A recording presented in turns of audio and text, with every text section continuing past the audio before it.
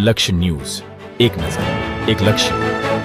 કૌશિક વેકરિયા વિરુદ્ધ બનાવટી letter card મુદ્દે અમરેલીમાં રાજનીતિ ગરમાઈ છે. ગુજરાત કોંગ્રેસ મહિલા પ્રમુખ જેનીબેન ઠુમરની પ્રતિક્રિયા સામે આવી છે. જેની ઠુમરે પોલીસની કામગીરી સામે સવાલો ઉઠાવ્યા છે. રેતી, દારૂ, ડ્રગ્સ મુદ્દે પોલીસને ઘેરીને આક્ષેપો કર્યા છે. આરોપીની દીકરીને પ્રેસ કોન્ફરન્સમાં ખુલ્લું મોઢું રાખીને ઊભી રખાઈ હતી જેની ઠુમર. રિકન્સ્ટ્રક્શન નામ આપી મુદ્દાને ક્યાંક ને ક્યાંક ભટકાવવામાં આવી રહ્યો છે જેની ઠુમર.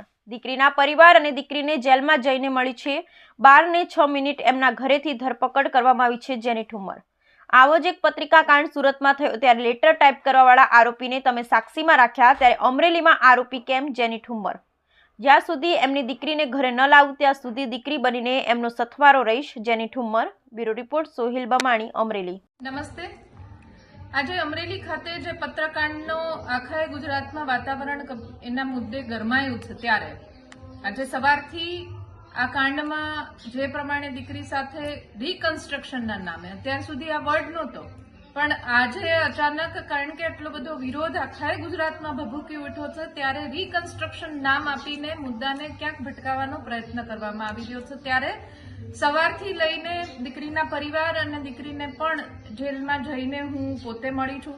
એની સાથે જે ઘટનાઓ થઈ રાત્રે 12 અને 6 મિનિટે એની ધરપકડ ઘરેથી કરવામાં આવી. જે પ્રમાણે રિકન્સ્ટ્રક્શનના નામે, પ્રેસ કોન્ફરન્સના નામે અને બીજા ત્રીજાના નામે એની પજવણી કરવામાં આવી છે. ભારતીય જનતા પાર્ટીના બીજા 3 કાર્યકર્તાઓ તો ભારતીય જનતા પાર્ટીના પણ નાગરિક તરીકે એમણે પણ એમની વ્યથા ઠાલવી, એમના સગા સ્નેહીજનોએ જેલમાં વ્યથા ઠાલવી કે અમને પણ વકીલો મળતા નથી. એટલે તમે વિચાર કરો કે ભારતીય જનતા પાર્ટીના શાસનમાં ભારતીય જનતા પાર્ટીના કાર્યકર્તાઓ પણ સુરક્ષિત નથી ને પ્રજા તરીકે આપણે આપણા રક્ષણની ક્યાંક આશા રાખીએ છીએ એ હું માનું છું ત્યાં સુધી ઠગારી નીવડે એ પ્રકારનો આ કિસ્સો છે.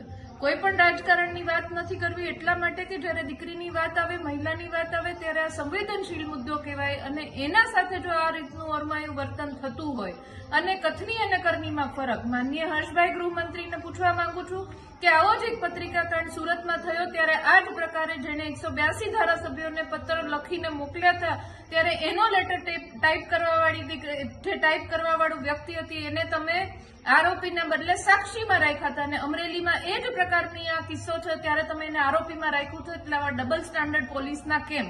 એટલે રિકન્સ્ટ્રક્શનના નામે આવું કોઈ ઘટના સરઘસ નથી નીકળ્યું, એના નામે માનનીય આરોગ્ય મંત્રીને જો આવું કહેવું પડે કે આવું કોઈ સરઘસ નથી નીકળ્યું તો શરમજનક કહેવાય. માનનીય આરોગ્ય મંત્રી શ્રી અહીંયા સરઘસ નીકળ્યું છે.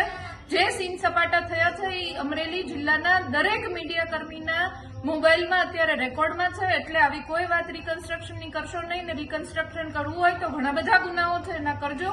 અત્યારે હું પરિવાર સાથે છું અને જ્યાં સુધી આ દીકરીને આ ઘરમાં એને ઇજ્જતભેર અને જેને સરઘસ કાઢવાને જે કહીને નામે રિકન્સ્ટ્રક્શનના નામે સરઘસ કાઢે છે પણ ખરા અર્થમાં સરઘસ કાઢીને એના ઘર સુધી પહોંચાડવાની જવાબદારી લીધી છે એ પરિવાર સાથે હું બેઠી છું. દીકરીના પપ્પા છે, દીકરીના મમ્મી છે શરદબેન, અને જ્યાં સુધી એમને તમારા માધ્યમથી પણ વચન આપું છું ને જ્યાં સુધી એમની દીકરી એમના હાથમાં નહીં આપું ત્યાં સુધી હું દીકરી બનીને આ પરિવાર પાસે રહેવાની છું. આ મીડિયાના આના માધ્યમથી આપને પણ વિનંતી કરું છું કે આ પરિવારને જ્યાં સુધી દીકરી ન આવે ત્યાં સુધી સિદ્ધારો આપવા માટે આપ આવવા માંગતા હોય તો ચોક્કસથી આવશો. એમનું મનોબળ મજબૂત થશે અને હું પણ એમની સાથે જ્યાં સુધી દીકરી નહીં આવે ત્યાં સુધી અવિરતપણે એમના સાથે રહીશ.